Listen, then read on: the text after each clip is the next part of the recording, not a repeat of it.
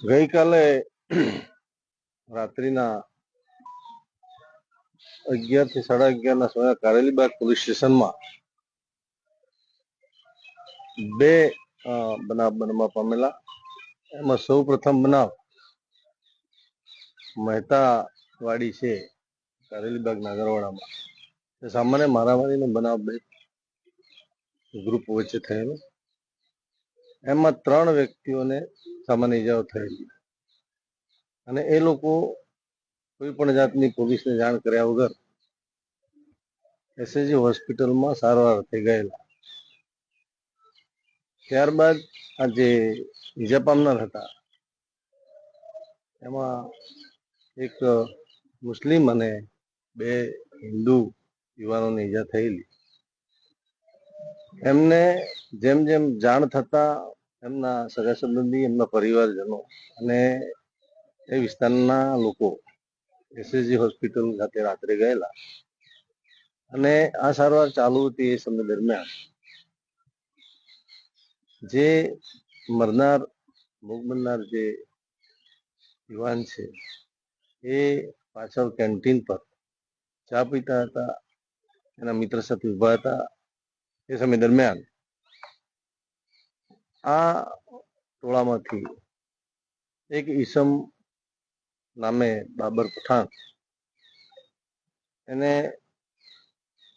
Emergency ward છોડી અને canteen પર જાય છે અને ત્યાં બેઠેલા તપન પરમાર નામના યુવાનને ચપ્પુના ઘા મારીને ઈજાગ્રસ્ત કરે છે અને ત્યાંથી એને આપણે બચાવવા માટે ઇમરજન્સીમાં લાવીએ છીએ, પણ અડધા કલાકની સારવારમાં તપન પરમારનું દુઃખદ અવસાન થાય છે.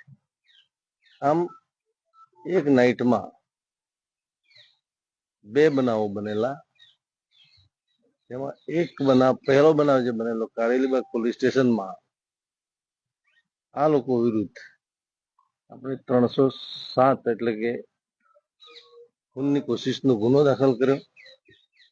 અને બીજો બનાવ જે સિવિલ હોસ્પિટલ એસએજી ખાતે બને છે એમાં આપણે ખૂનનો ગુનો દાખલ કરી અને સાથે ભોગ બનનાર અને પ્રથમ ગુનામાં અને બીજા ગુનામાં ભોગ બનનાર જે સમજ છે એ દલિત સમાજ, શેડ્યુલ કાસ્ટ સમાજના છે. તેથી આપણે એટ્રોસિટી એક્ટ મુજબ ફરિયાદ દાખલ કરી અને તપાસ અંગેની કાર્યવાહી ચાલુ કરવામાં આવેલી. રાત્રે ખૂબ જ સંઘર્ષભર્યું વાતાવરણ હતું. લોકોમાં ખૂબ આક્રોશ હતો અને એના લીધે સવારે અમારે જે પોલીસની ટીમો છે કારેલીબાગ, રાવપુરા અને ક્રાઇમ અને એસઓજી તમામ ટીમોએ રાત્રે આરોપી માટે શોધખોળ ચાલુ કરી દીધેલી અને આપણે અત્યાર સુધીમાં રાવપુરા પોલીસ સ્ટેશનમાં જે ખૂનનો ગુનો નોંધાયો છે એમાં 5 આરોપીઓને આપણે હસ્તગત કરીને ધરપકડની કાર્યવાહી કરી છે. એક આરોપી છે એ ઇન્ડોર હોસ્પિટલાઇઝ છે, એના પર પોલીસ જાપ્તો મૂકી દેવામાં આવ્યો છે. આમ કુલ 6 આરોપીઓને આપણે હસ્તગત કરવામાં સફળતા મળી છે.